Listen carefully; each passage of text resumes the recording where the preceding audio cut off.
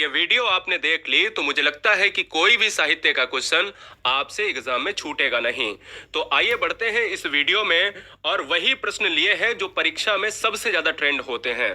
पहला प्रश्न आपके स्क्रीन पर है कि ज्ञानपीठ पुरस्कार पाने वाले हिंदी के प्रथम साहित्यकार हैं। याद रखिए, वीडियो में हर क्वेश्चन के 4 ऑप्शंस हैं और हर प्रश्न के लिए 10 सेकेंड मात्र मिलेंगे। वीडियो बहुत सुपर फास्ट है। देखिए, पहला प्रश्न आपके स्क्रीन पर कहता है 4 ऑप्शंस में, क्या ज्ञानपीठ पुरस्कार सुमित्रा नंदन पंत को मिला था? तो मैं कहता हूं बिल्कुल सही बात है। सुमित्रा नंदन पंत को 1968 में, ध्यान दीजिएगा, 1968 में सबसे पहले ज्ञानपीठ पुरस्कार मिला था। और वो अगर कृति पूछी जाए तो देखिएगा, चिदम्बरा कृति। क्या है? चिदम्बरा कृति के लिए सबसे पहले मिला था। एक और क्वेश्चन बनता है यहाँ पर, अगर हम ज्ञानपीठ पुरस्कार के क्षेत्र में जाते हैं तो दूसरा क्वेश्चन रामधारी सिंह दिनकर से बनता है। देखिए, ज्ञानपीठ पुरस्कार के लिए सुमित्रा नंदन पंत पहले कवि हैं जो चिदम्बरा के लिए 1968 में प्राप्त करते हैं। इसके अलावा आपको 2 क्वेश्चन और याद रखने हैं कि एक रामधारी सिंह दिनकर की कौन सी कृति पर ज्ञानपीठ पुरस्कार मिला है और दूसरा महादेवी वर्मा जी की कौन सी कृति है उस पर ज्ञानपीठ मिला है। रामधारी सिंह दिनकर को भारतीय ज्ञानपीठ पुरस्कार उर्वशी कृति पर मिला है। याद रखिएगा, उर्वशी भी रामधारी सिंह दिनकर की है, कुरुक्षेत्र भी रामधारी सिंह दिनकर की है, परशुराम की प्रतीक्षा और रश्मि रथी भी। ये 3 क्वेश्चन और एक्स्ट्रा में आपके हो गए। रामधारी सिंह दिनकर की रचनाएं हैं, एग्जाम में आए तो मार दीजिएगा। तो आंसर क्या हो जाएगा? डी हो जाएगा। एक और क्वेश्चन बनता है यहाँ पर, मैंने आपको जैसा कि जिक्र किया है कि महादेवी वर्मा, जब महादेवी वर्मा की बात करते हैं तो महादेवी वर्मा के लिए आपको कृति याद रखनी है, यामा कृति याद रखनी है। ठीक है ना? चलो, बहुत बढ़िया। आज हम इस वीडियो को दे रहे हैं खराब मौसम की वजह से, इसलिए हर बहन हर भाई इस वीडियो को पूरा वॉच कर ले। ठीक है, चलिए तीसरा नंबर, निम्नलिखित में कौन सा छायावादी कवि है? छायावादी कवि की बात करें तो सुमित्रा नंदन पंत हो जाएंगे, ऑप्शन नंबर सी। छायावाद के अगर हम जनक के रूप में देखते हैं तो जनक कौन है? जयशंकर प्रसाद है। कौन है? जयशंकर प्रसाद है। ये भी बात आपको याद रखना है, जयशंकर प्रसाद ये कौन है? पितामह है छायावाद के। अगले प्रश्न पर बढ़ेंगे, क्वेश्चन नंबर 4। इस वीडियो में बहुत सारे क्वेश्चंस आपके गलत होंगे, लेकिन आपको बता दें कि देश की नंबर 1 हिंदी 8:30 बजे चलती है रात में। आप सभी का स्वागत है, सब्सक्राइब कर ले राष्ट्रहित में। चांद का मुंह टेढ़ा किसके, यानी कौन है इसका रचयिता? आंसर हमारा ऑप्शन जाएगा गजानन माधव, जिसको मुक्तिबोध कहते हैं। इनका उपनाम है मुक्तिबोध है। भारतेंदु हरिश्चंद्र को कहा जाता है आधुनिक हिंदी का जनक कहा जाता है। ठीक है ना? आधुनिक हिंदी का जनक कहा जाता है। क्वेश्चन नंबर 5 नंबर देखिएगा, रामलला नहचू के रचनाकार कौन है? रामलला नहचू के रचनाकार तुलसीदास हैं। याद रखिएगा, कवितावली, दोहावली और रामचरितमानस को भी तुलसीदास ने लिखा है। कवितावली, दोहावली और रामचरितमानस को किसने लिखा है? ये भी तुलसीदास ने लिखा है। चलो, बहुत बढ़िया। एक प्रश्न और बनता है बहुत इंपॉर्टेंट कि द्विवेदी युग का नाम किसके नाम पर रखा गया है? अब बच्चा परेशान तब हो जाता है जब ऑप्शंस में सारे द्विवेदी ऑप्शंस में होते हैं। तो आंसर क्या हो सकता है? जवाब दीजिएगा। देखिए, हर बच्चा कोशिश करता है कि महावीर प्रसाद द्विवेदी और हजारी प्रसाद द्विवेदी में से एक लगाया जाए, लेकिन महावीर प्रसाद द्विवेदी इस क्वेश्चन का आंसर होगा। द्विवेदी युग का नाम जो है महावीर प्रसाद द्विवेदी के नाम पर पड़ा है। 7 नंबर, संसद से सड़क तक काव्य के रचनाकार कौन है? जब संसद से सड़क की बात करते हैं, कई बार हमने ट्रिक भी बताई है कि संसद से सड़क तक नेता जब जाएंगे तो धूल उड़ाते हुए जाएंगे, और धूल उड़ाते हुए जाएंगे तो धूमिल हो जाएंगे, यानी सुदामा पांडे इस क्वेश्चन का आंसर ऑप्शन नंबर हो जाएगा। सुदामा पांडे धूमिल, यानी उपनाम है धूमिल।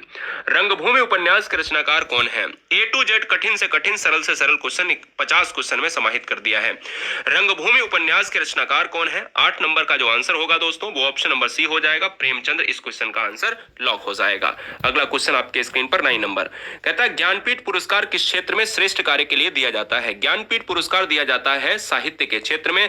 जैसा कि आपको बताया कि भारत में सबसे पहले हिंदी भाषा के लिए ज्ञानपीठ मिला है चिदम्बरा कृति को, और सुमित्रा नंदन पंत है उसके लेखक हैं। ठीक है ना?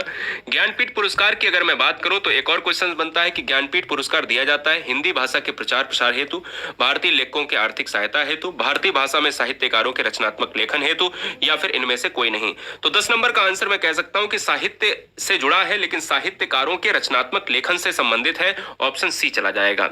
11 नंबर बहुत इंपॉर्टेंट है, पृथ्वीराज रासो से 2 प्रश्न आते हैं, 2 नहीं बल्कि 3 आएंगे कि पृथ्वीराज रासो जो है किस काल की रचना है? पहला तो पृथ्वीराज रासो जो है आदिकाल आदिकाल की रचना है? Option A. पृथ्वीराज रासो को किसने लिखा है? तो दोस्तों आपको बता दें कि चंद्रवरदाई ने लिखा है। किसने लिखा है? चंद्रवरदाई ने लिखा है। और ये दोस्तों कैसा है? ये दोस्तों आपके हिंदी का प्रथम महाकाव्य है। ये एग्जाम में भी क्वेश्चन कई बार पूछा गया है कि हिंदी का प्रथम महाकाव्य कौन सा है?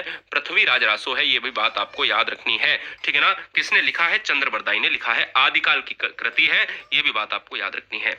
12, कलम के सिपाही क्या है? कलम के सिपाही किसने लिखा है? एक होमवर्क आपको देता हूं कि कलम के सिपाही यानी कलम के सिपाही किसे कहा जाता है, ऐसे बताओ।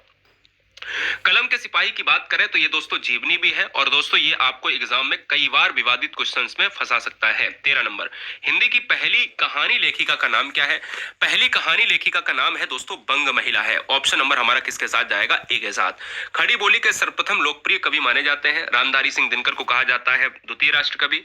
प्रथम राष्ट्र कवि दोस्तों कौन है? हिंदी का प्रथम राष्ट्र कवि है मैथिली शरण गुप्त है, इनको सेकंड नंबर का कहा जाता है। सूर्यकांत त्रिपाठी को निराला को कहा जाता है क्रांतिकारी कवि कहा जाता है ना, क्रांतिकारी कवि।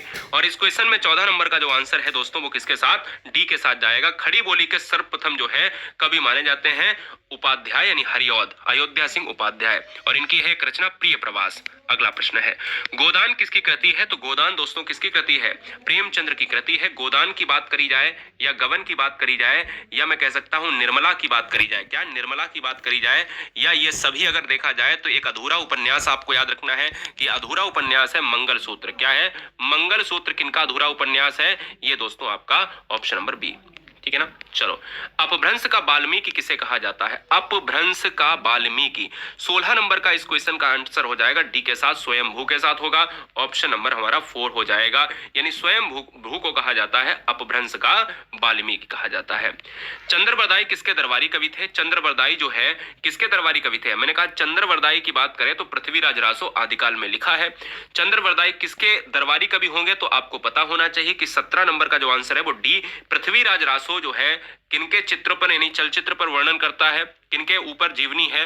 पृथ्वीराज चौहान के ऊपर, इसलिए पृथ्वीराज चौहान के नाम से पृथ्वीराज रासो बन गया। मलिक मोहम्मद जायसी को जायसी कहा जाता है। मलिक मोहम्मद जायसी की एक रचना एग्जाम में बहुत आती है, याद कर लो, पद्मावत। क्या आती है? पद्मावत जो है रचना है पद्मावत, और एक रचना और है अखरावट। क्या है? अखरावट। ये रचनाएं हैं दो जो एग्जाम में सबसे ज्यादा पूछी जाती हैं। मलिक मोहम्मद जायसी को जायसी इसलिए कहा जाता है, क्या है? 18 नंबर का आंसर सी, जायस नामक स्थान के निवासी होने के कारण जायसी कहा गया। रीतिकाल का वह कौन सा कवि है जो अपनी मात्र एक कृति से हिंदी साहित्य में अमर हो गया? रीतिकाल की बात करें तो क्वेश्चंस बनेंगे दो। एक क्वेश्चन ये बनेगा कि बिहारी जो है किस कवि का, किस काल का है, यानी बिहारी जो है किस काल के कवि हैं? बिहारी जो है रीतिकाल के कवि हैं। एक प्रश्न और बनेगा कि हिंदी साहित्य में कौन सी ऐसी कृति लिखी है? तो बिहारी सतसई। क्या लिखी है? बिहारी सतसई एकमात्र कृति को लिखा है, तो हमने कहा अमर हो गए। बहुत बढ़िया। कठिन काव्य का प्रेत किसे कहा जाता है? 20 नंबर आपके स्क्रीन पर है। कठिन काव्य का प्रेत किसे कहा जाता है? तो मैं कहता हूं 20 नंबर का आंसर डी, केशव दास